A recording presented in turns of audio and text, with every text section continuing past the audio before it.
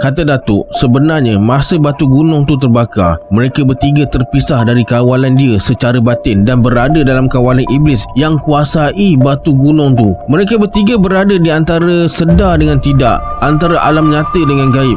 Pendek kata, mereka bertiga macam berkhayal. Datuk tak dikuasai iblis sebab dia sentiasa berada di alam nyata.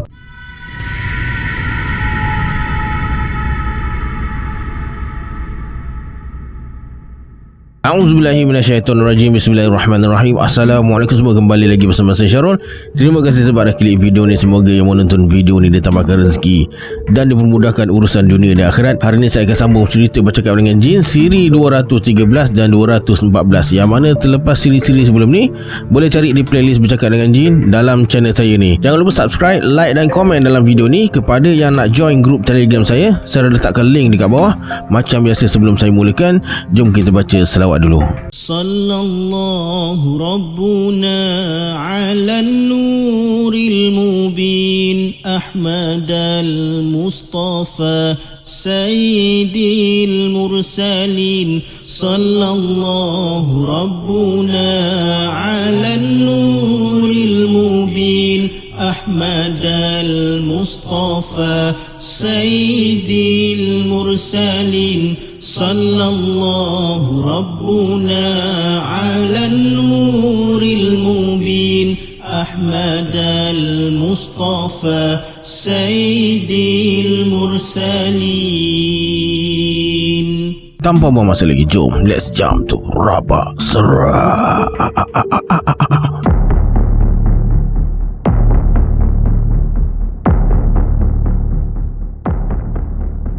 Sebelum tengah malam, sebelum pukul 12, kita mesti selesaikan semuanya ni, kata Datuk. Api, kata Datuk. Tama tunjukkan ke arah 6 batang lilin. Salah satu lilin tu masih terbakar. Lilin yang masih menyala tu Datuk ambil. Lepas perkemaskan sila dan pastikan kedudukan batu gunung yang dibalut dengan rambut dan 7 helai rambut dalam seludang pinang berada dekat hujung lutut kirinya. Perlahan Datuk halakan hujung lilin ke arah benda tersebut. Seluruh bilik bau rambut dan seludang kelapa yang terbakar. Hangit dan menyesakkan lubang hidung. Api terus membakar rambut yang melilit batu gunung dan seludang kelapa tu. Tak lama kemudian, batu gunung tu jadi bara, merah menyala. Seludang kelapa terus jadi abu, berterbangan dalam bilik. Kepulan abu seludang yang berterbangan tu terus menuju ke satu sudut dan berkumpul dekat situ dalam bentuk memanjang berukuran 1 kaki. Dalam sekelip mata, abu tu bertukar jadi batang kayu yang rentung, hitam legam. Kemudian batang kayu yang rentung tu berpusing macam gasing dan hasilkan bunyi berdengung. Lepas berpusing, batang kayu tu bergerak ke arah pintu dan langgar jenang pintu, terus pecah bertaburan jadi percikan api yang halus, lalu hilang. Datuk macam tadi, tak bergerak, duduk bersila cara pahlawan dengan kedua-dua belah tangan peluk tubuh. Sekarang dah jauh malam, apa lagi yang kamu nantikan? Keluarlah cara baik sebelum kamu aku binasakan, kata Datuk. Tak tahulah pada siapa Datuk katakan tu. Mungkin pada makhluk halus penghuni bilik ni. Tapi tak ada reaksi apa-apa, sunyi je. Malam makin larut, suasana dalam bilik semakin panas. Bara batu gunung tu terus marak, bertambah besar sambil pecikkan api halus yang menyala ke arah Datuk. Anehnya, api tu patah balik ke arah bara sebaik saja mendekati Datuk dalam jarak 1 hasta. Mata Datuk terbuka sikit, pandang ke arah mereka bertiga. Tiba-tiba Datuk bertinggung dan lepaskan beberapa tendangan kencang ke arah dinding. Lepas tu dia duduk bersila semula. Bara batu gunung yang marak dan merah menyala tu terus padam. Seluruh bilik jadi gelap gelita. Dari arah kanan, arah pintu masuk, muncul cahaya pelita minyak tanah bergerak di awang-awangan, berlega-lega atas kepala Tama, Nonong dan Harun.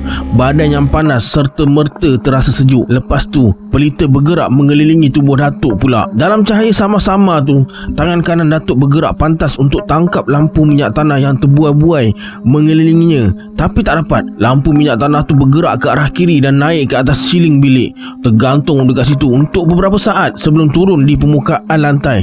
Dengan segera Datuk lompat dan terkam ke arah lampu tersebut. Pergelutan berlaku antara Datuk dengan makhluk tak kelihatan yang pegang pelita minyak tanah tu. 2 kali Datuk tercampak ke dinding kena tendang dengan makhluk tu. Perlawanan bertambah sengit.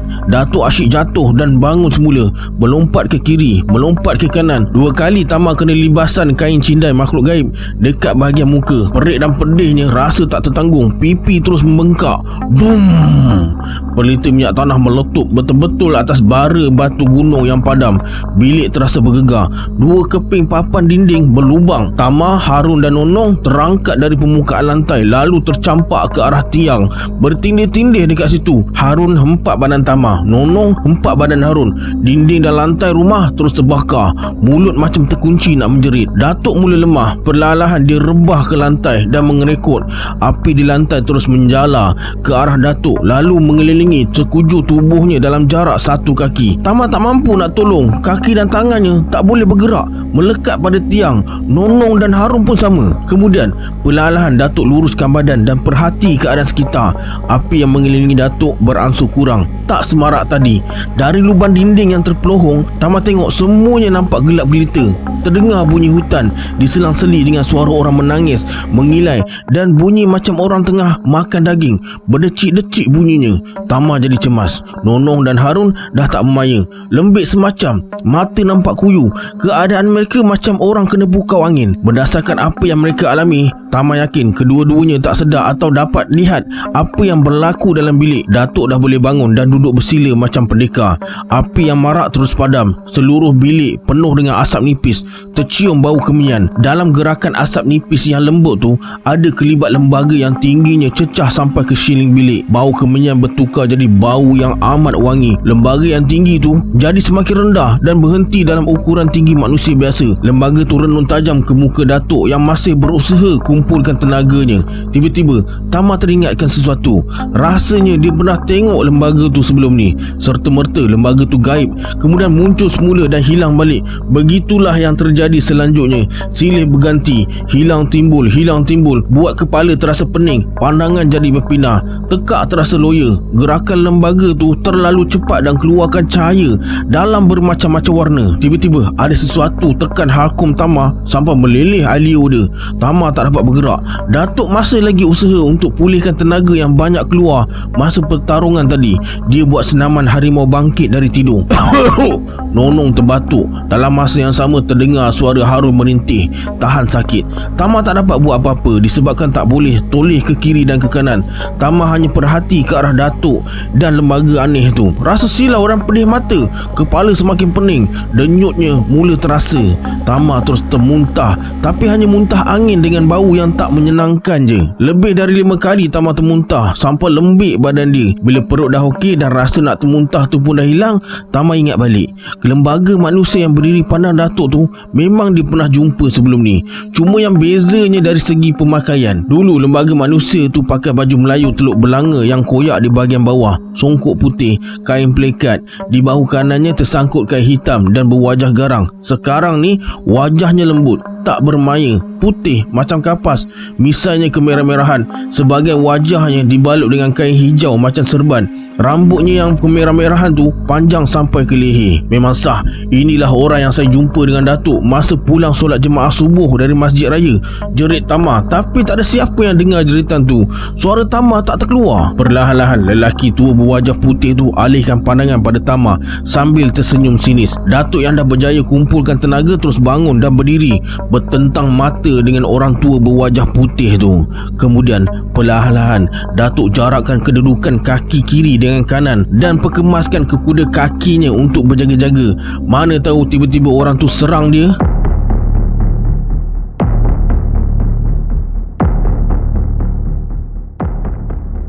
Kita bertemu juga. Kamu nak rebut milik Ani cantik. Suara orang tu bergema. Datuk tak balas. Perlahan kain hijau yang balut sebahagian wajah orang tu dijatuhkan ke lantai. Kemudian orang berwajah putih tu cuba melangkah dekat Datuk. 2 tapak Datuk undur ke belakang. Orang tu maju lagi. Kali ni 4 tapak Datuk undur ke belakang. Dengan berhati-hati Datuk angkat tangan kiri paras bahu, kemudian pusingkan badannya dengan pantas sebanyak 3 kali sampai muncul garisan hitam di lantai sebagai sempadan pemisah. Datuk bersuara, "Pulangkan segala-galanya kepada yang berhak." Maksud kamu? Ani cantik ambil hak anaknya untuk kepentingan diri sendiri. Suasana jadi sepi. Orang berwajah putih tu masih berdiri di tempatnya. Datuk tetap dalam lingkaran garisan. Tama, Nonong dan Harun tetap macam tadi, masih bertindih dan berhimpit dekat tiang. Kita jalinkan persahabatan, kata orang tu sambil maju setapak dan hulurkan tangan untuk bersalam. Tapi tangan dia tak dapat melepasi garisan dekat lantai. Ertinya kita tak boleh bersahabat, kata orang tu lagi. Begitulah kira-kiranya. Pulangkan hak anak Ani cantik ni, balas Datuk. Kata orang tu, lepas dia pergi nanti, apa yang ada dalam bilik ni, itulah haknya. Kemudian dengan perlahan-lahan orang tu pusingkan badan. Sial, kata Tama dalam hati. Orang tu terus pusingkan badannya semula dan pandang Tama dengan renungan yang tajam. Berkali-kali giginya dilagakan dan mendengus. Lepas tu dia renung ke Nonong pula. Wajahnya terus berubah, menampakkan rasa simpati dan penuh kesayuan. Dia tundukkan wajah ke lantai dan menangis. Tiba-tiba orang tu hentakkan kaki kirinya ke lantai sambil luahkan kata-kata yang kurang jelas. Dalam sekelip mata dia hilang. Dekat tempat orang tu kelihatan kepulan asap yang naik memanjang menuju ke siling bilik. Sebelum kepulan asap tu hilang, terdengar satu letupan yang amat kuat bersama pancaran kilat. Dekat luar rumah terjadi ribut yang amat hebat. Rumah terasa bergegar, lantai bergerak. Mereka semua terumbang-ambing. Datuk yang tadi berada tak jauh dari mereka bertiga sekarang terpisah jauh dan nampak sama-sama je. Tama cuba panggil Datuk tapi suara dia tak terkeluar. Dalam keadaan cemas, semua yang dibuat serba tak kena. Fikiran jadi kosong, tak tahu sekarang waktu siang atau malam, dan Tama tak tahu mereka berada dekat mana sekarang ni. Macam berada di satu dunia yang asing. Bunyi deru angin dari gunung makin hebat. Tiba-tiba terasa badan dipukul oleh satu gelombang besar. Tubuh diarak lalu dihempas pada objek yang keras. Kulit dan tulang bagaikan bercerai-berai. Sakitnya bukan kepalang dan Tama tak tahu apa yang jadi lepas tu. Tak tahu berapa lama masa dah berlalu. Bahu sebelah kanan disentuh sesuatu kemudian digoyangkan. Tama, mata masih tak dapat dibuka. Tama yakin itu suara Datuk. Tama gerakkan kepala perlahan sebagai tanda yang dia boleh dengar tapi tak dapat bersuara. Kamu tak boleh buka mata, Tama? Tama anggukkan kepala. Lepas Datuk rawat, akhirnya Tama dapat buka mata semula. Datuk tersenyum. Nonong dan Harun nampak tergamam, tapi yang pasti mereka sedar dulu daripada Tama. Malah dah bangun, bersiap-siap nak keluar dari bilik. Memang aku tak menduga berdepan dengan hal-hal pelik macam ni, tapi tak apalah. Setidaknya kamu bertiga dapat pengalaman baru, kata Datuk. Lepas tu Datuk suruh Harun dan Tama bersiap nak pergi ke masjid. Mana seludang kelapa, batu gunung, tempat bakar kemenyan dan rambut? Kata Datuk, barang-barang tu ada dekat sebelah kiri pintu. Semua barang-barang tu dah disatukan dan dibungkus. Semua biji mata tertumpu ke arah tu. Dekat situ ada bungkusan berbalut kain hitam sebesar putik kelapa. Kenapa perkara tu terjadi, Memanda? Tanya Nonong. Datuk yang tadi berdiri di tengah-tengah ruang bilik segera labuhkan punggung tak jauh daripada Harun. Kata Datuk, sebenarnya masa batu gunung tu terbakar, mereka bertiga terpisah dari kawalan dia secara batin dan berada dalam kawalan iblis yang kuasai batu gunung tu. Mereka bertiga berada di antara sedar dengan tidak, antara alam nyata dengan gaib. Pendek kata, mereka bertiga macam berkhayal. Datuk tak dikuasai iblis sebab dia sentiasa berada di alam nyata. Amalan ilmu hitam yang dimiliki dukun tempat arwah mak mereka ni minta tangkai susuk tu memang hebat. Kenapa Memanda kata dia hebat? Lain kali saja kita cerita tentang kehebatannya. Walaupun sedikit sebanyak kebolehannya dah dapat kamu bertiga rasakan. Dingin subuh kian terasa. Suasana macam nak hujan. Kata orang tua-tua, hujan subuh bawa rahmat, tapi bagi pengamal ilmu hitam, hujan subuh mengundang kecelakaan. Tama, Harun, kita tak boleh berlengah-lengah lagi. Pergi bersihkan diri. Barang-barang dalam bungkusan dekat pintu tu nak dibiarkan saja dekat situ, Memanda? Nasib baik kamu ingatkan. Memang aku dah lupa, Nonong. Lepas balik dari masjid, kita selesaikan. Kamu tak usah takut-takut. Buat kerja macam biasa, Nonong. Baik, Memanda. Masa kami tak ada nanti, kamu jangan masuk atau melintas depan bilik ni. Kenapa, Memanda? Jangan banyak tanya, ikut saja cakap aku. Baik, Memanda, maafkan saya. Alright, sampai sini dulu sambungan siri Bercakap dengan Jin. Kita berjumpa di siri akan datang. Saya Syarul. Assalamualaikum. Adios.